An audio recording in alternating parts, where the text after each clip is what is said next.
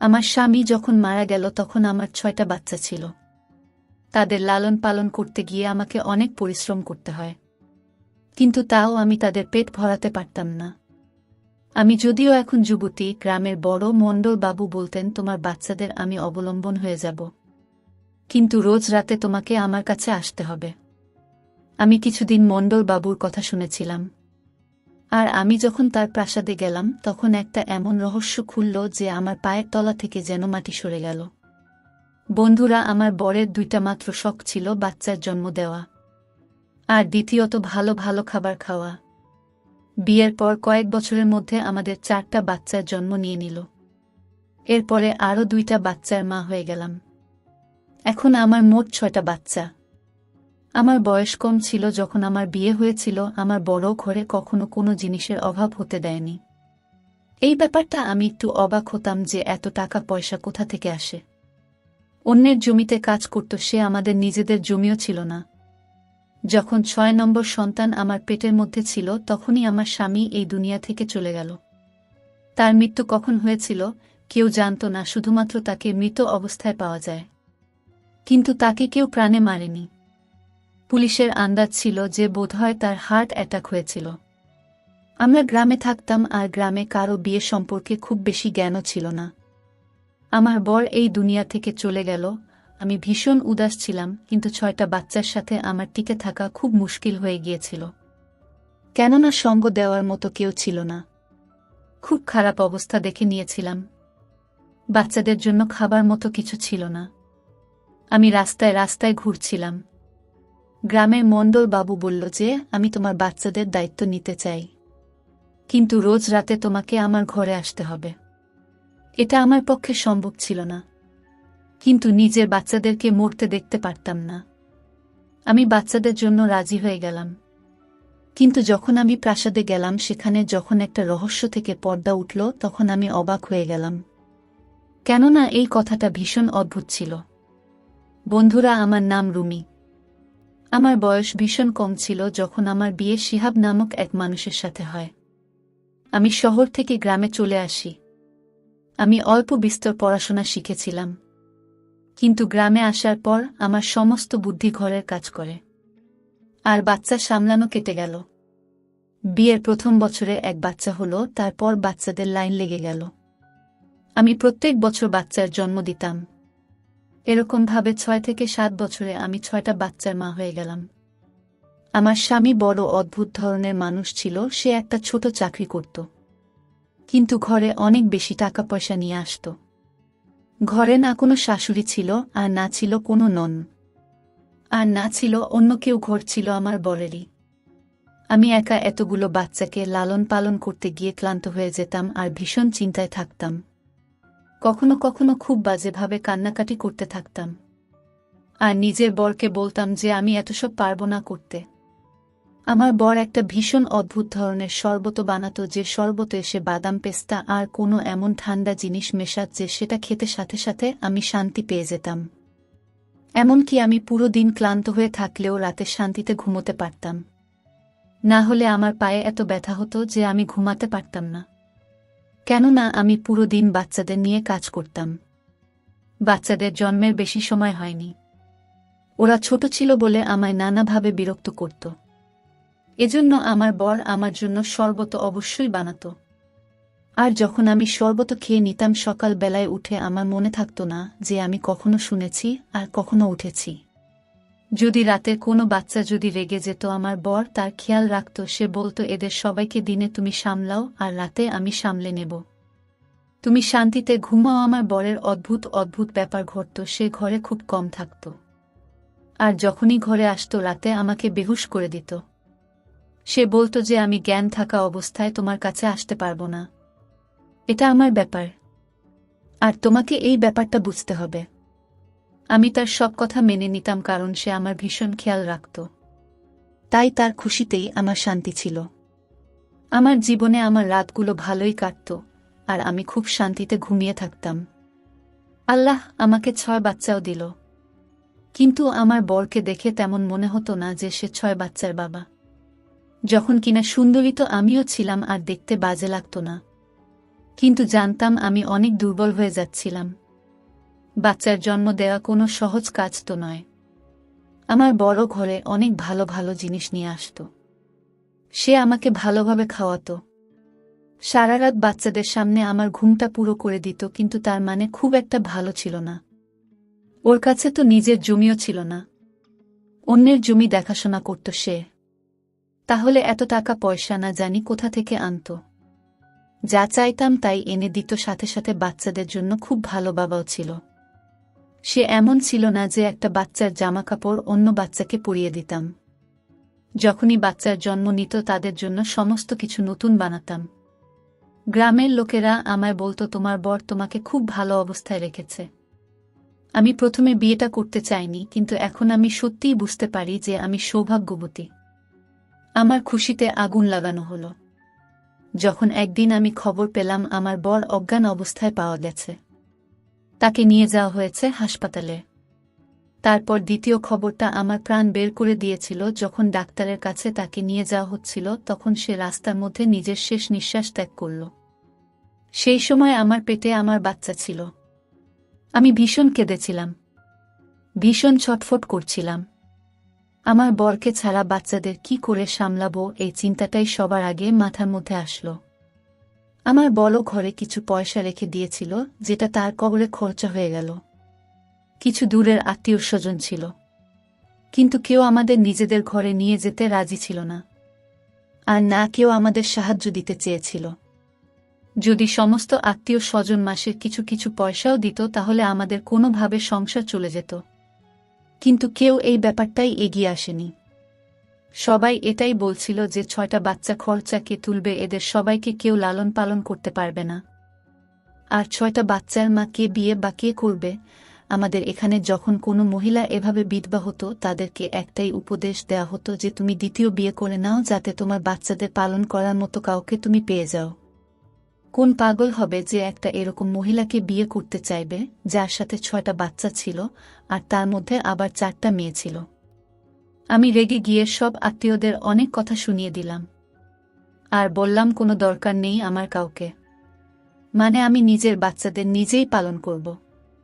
তোমরা যেতে পারো, তোমাদের সম্পর্কের মানুষটা তো এই দুনিয়া থেকে চলে গেছে। তার মৃত্যু উপলক্ষে রান্না করা খাবারও শেষ হয়ে গিয়েছিল। এখন কেন এখানে বসে আছো?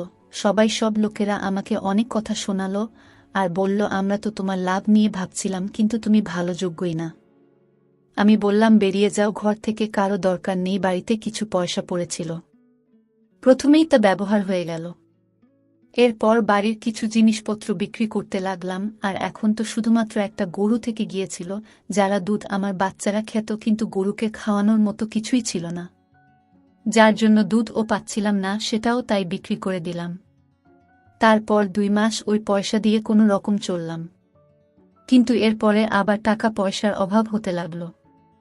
বাচ্চারা খিদের জ্বালায় চেঁচাতে লাগল। তাদের মন ভোলানোর জন্য তাদেরকে ক্ষেতের দিকে নিয়ে গেলাম। গ্রামে আর কিছুই ছিল না। জমির কাছে একটা গাছ দাঁড়িয়েছিল যাতে ছোট ছোট ফল লেগেছিল। আমার বাচ্চারা সেগুলো খেয়ে নিজের পেট ভরাতে লাগল। যখন আমাদেরকে একজন লোক দেখে নিল, আমি ওই লোকটাকে জানতাম, সে আমাদের পাড়ার মণ্ডলবাবু। যখন এই দৃশ্য দেখল তখন আমাদের কাছে আসলো, বাচ্চাদের অবস্থা দেখে ভীষণ চিন্তায় পড়ে গেল। বলতে লাগলো, তুমি শিহাবের বউ যে কিছুদিন আগে মারা গেল? আমি বললাম, হ্যাঁ, আমি তার স্ত্রী। আর এই সমস্ত বাচ্চা কিভাবে চালাচ্ছ? তখন আমি তাকে সমস্ত কথা বললাম, যে সবকিছু শেষ হয়ে গেল। বাড়িতে শেষ একটা গরু ছিল, তাকেও বিক্রি করে দিলাম। বাচ্চারা খিদে যন্ত্রণায় ছটফট করতে লাগল, এজন্য তাদেরকে এখানে নিয়ে আসলাম। সে বাচ্চাদেরকে গাড়িতে বসিয়ে নিল, আমাকেও গাড়িতে বসতে বলল, আর তোমাদের বাড়িতে ছেড়ে দিয়ে আসি। বাড়িতে যখন আমাদের ছাড়তে আসলো তখন আমার হাতে এসে কিছু পয়সা দিলে আমি ভীষণ খুশি হলাম যে মণ্ডলবাবু আমার অবস্থা বুঝতে পেরেছে। আমি বললাম যে চা খেয়ে যান। বাচ্চারা বাইরে খেলছিল আর আমি চা বানাতে লাগলাম। মণ্ডলবাবুর জন্য চা বানিয়ে আনলাম। চা দেওয়ার সময় আমার হাত ধরে নিল। আমি নিজের হাত সরিয়ে নিলাম। বললাম, মণ্ডলবাবু, এটা আপনি কি করছেন? সে বলতে লাগল, তুমি ভেবেছ যে তুমি কি করছো আর কি করবে, এতগুলো বাচ্চার পেট কিভাবে চালাবে, যা পয়সা আমি দিয়েছি ওটা দুদিন পরে শেষ হয়ে যাবে। আর তারপরে তুমি কি করবে? আমি বললাম, আল্লাহ সব দেখছেন, যেভাবে আপনাকে উনি পাঠিয়ে দিয়েছেন আমার কাছে, এরকমভাবে অন্য কাউকে আমার কাছে ঠিক পাঠিয়ে দেবেন। এই দুনিয়ায় কেউ না খেয়ে থাকে না, কিছু না কিছু করে নেব। এমনও হতে পারে এই বাড়িটা বিক্রি করে দেব। তখন মণ্ডলবাবু বলল, ঘর বিক্রি করার মতো বোকামি একদম করো না, না হলে রাস্তায় চলে আসবে। আমার কাছে তোমার জন্য কাজ আছে। আমি মনের মধ্যে ভাবতে লাগলাম যে মণ্ডলবাবুর তো অনেক বড় প্রাসাদ আছে, বোধহয় প্রাসাদেই আমাকে কোনো কাজ দেবে, তাহলে আমি আমার বাচ্চাদের পেট চালিয়ে নিতে পারবো। আমার বড় মেয়েটা এতটা বড় হয়ে গেছে, যদি আমি ঘরেতে নাও থাকি ও নিজের বাকি ভাই বোনদেরকে সামলে নেবে। এমনিতেও তার সময়ের আগেই বড় হওয়ার দরকারও ছিল, কেন তাদের বাঁচছিল না? আমি সঙ্গে সঙ্গে মণ্ডলবাবুকে বললাম যে আপনি আমাকে যা কাজ বলবে আমি সেটাই করব। সে বলল, রাতের বেলা প্রাসাদে চলে এসো। আমি জিজ্ঞাসা করলাম, রাতের বেলা কোনো? এটা ভেবে আমি একটু চিন্তায় পড়ে গেলাম যে রাত্রে আমাকে কেন ডাকছে। তখন উনি বললেন, রাত্রিবেলা 9টার পর চলে এসো, আর প্রাসাদের সামনে দিয়ে আসবে না, পিছনের দরজা দিয়ে এসো। এবার আমি এতটাও বোকা ছিলাম না যে সে সমস্ত কথা বুঝতে পারব না। আমি বুঝতে পেরে গিয়েছিলাম যে প্রাসাদের মণ্ডলবাবু আমাকে পিছনের দরজা দিয়ে এত রাত্রে কেন ডেকেছিল। সে চলে গেল, আর আমি সে সব চিন্তাতেই পড়ে রইলাম। যে পয়সা মণ্ডলবাবু দিয়েছিল সেটা মুদিখানার দোকানে আগেকার হিসাবের জন্য কেটে নেওয়া হলো, আর শুধুমাত্র এটুকুই খাবার দিল যতটুকু আমরা একবার মাত্র খেতে পারব। তাছাড়া সে অন্য কিছু দিতে রাজি ছিল না। সে বলল, আমাদের পয়সা কয়েক মাস পরে তুমি দিয়েছ, এবার আমি দ্বিতীয়বার তোমায় ধার একদমই দেব না, না হলে না জানি আবার বলে কখন তুমি শোধ করতে পারবে। 9টা বাজতে আর একটুখানি বাকি ছিল। কি করব আর কি করব না কিছুই বুঝতে পারছিলাম না। আমার বর সবসময় আমাকে ভালোভাবে খাইয়ে এসেছে, ভালোভাবে ভালো ভালো জামা কাপড় পরিয়েছে, কখনো কোনোভাবেই বাজে জীবন আমাদেরকে সে দেয়নি। আমার সে ভীষণ খেয়াল রাখত। কিন্তু এখন আমি কি করব? কালকের জন্য ঘরে খাবারের কোনো ব্যবস্থা নেই। আমি পড়াশোনা জানতাম, কিন্তু এতটুকু পড়াশোনা কোনো কাজে লাগবে?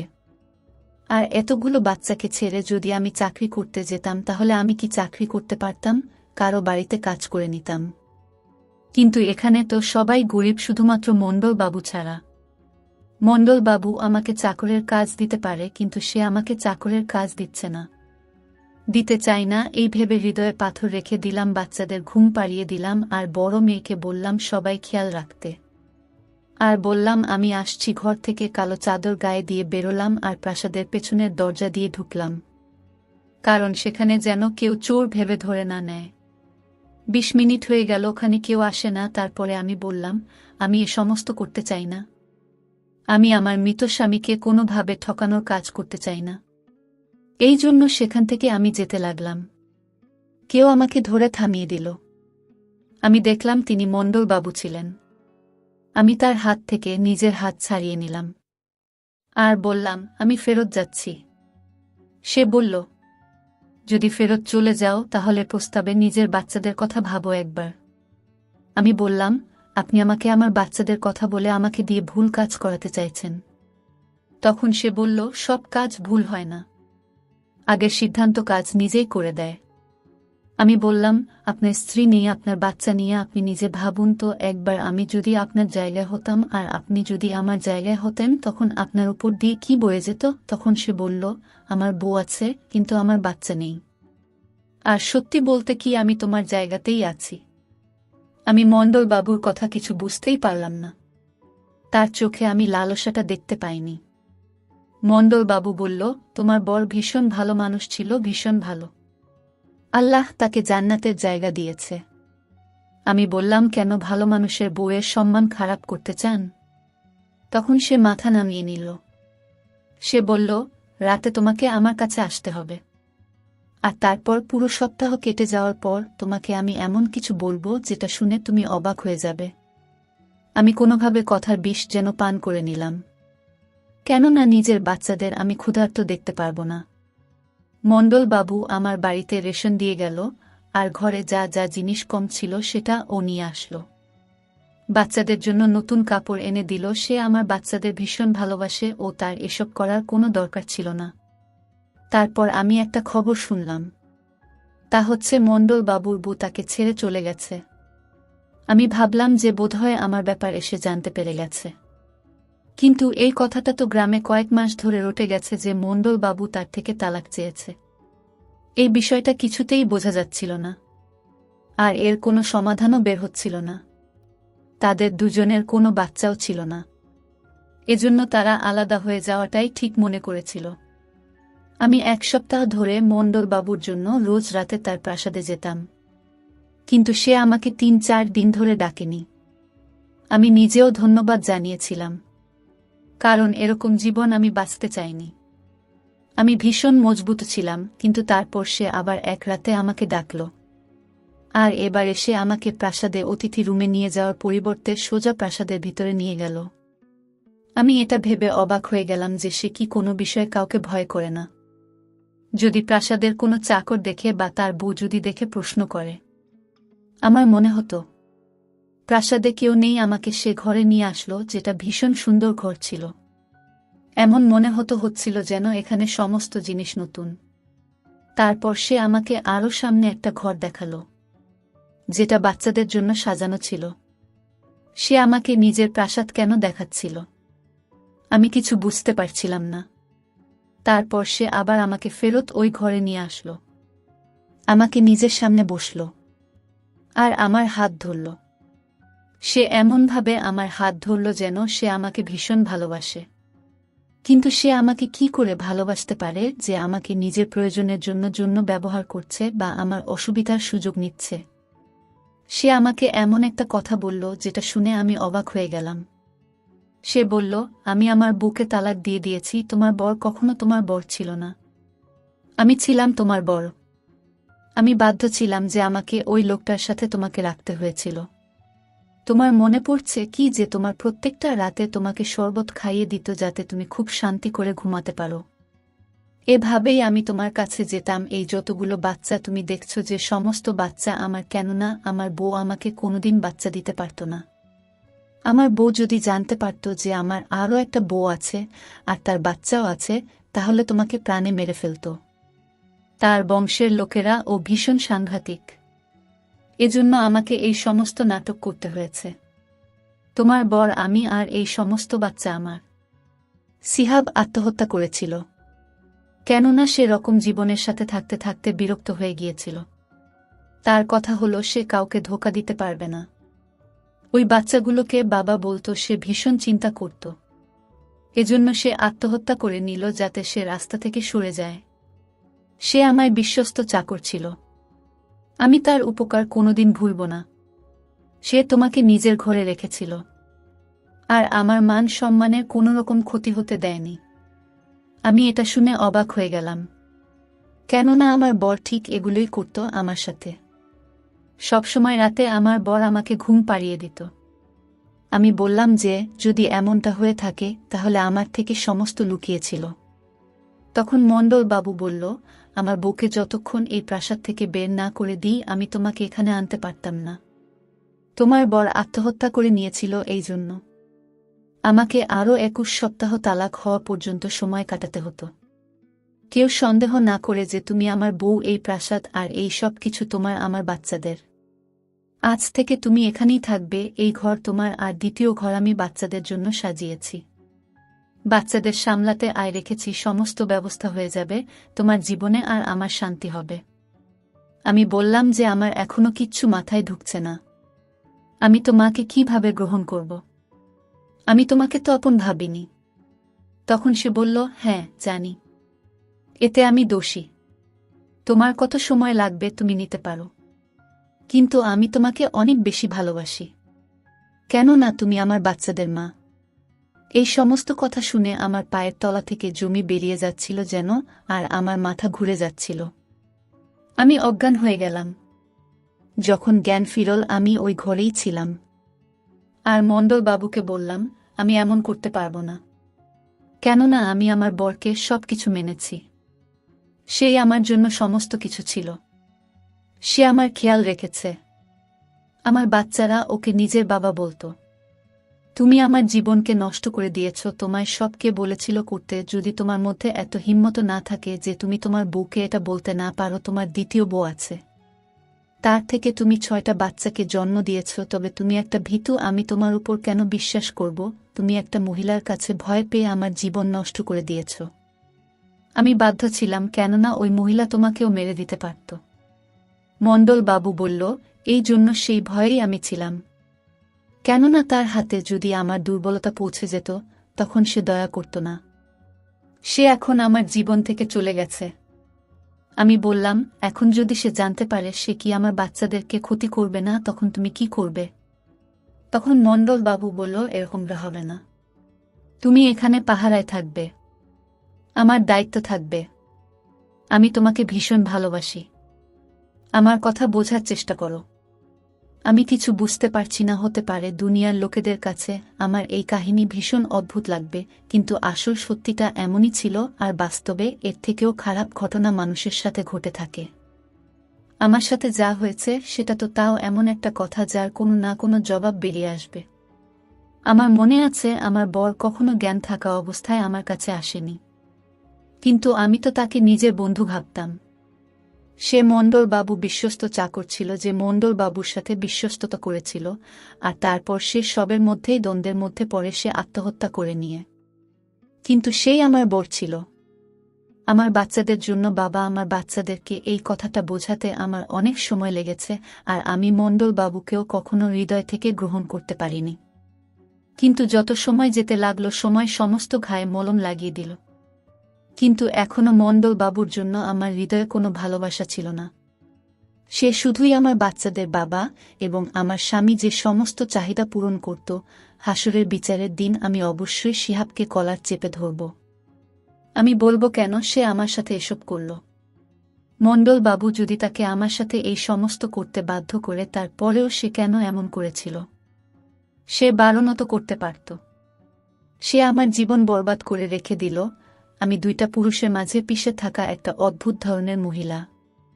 তাহলে বন্ধুরা, মণ্ডল বাবু কি আমার সাথে সঠিক কাজ করেছে, নাকি তার নিজের বউয়ের থেকে ভয় পেয়ে থাকা উচিত ছিল না? আপনারা কমেন্টের মাধ্যমে নিশ্চয়ই বলবেন। বন্ধুরা, আজকের গল্প এখানেই শেষ করছি।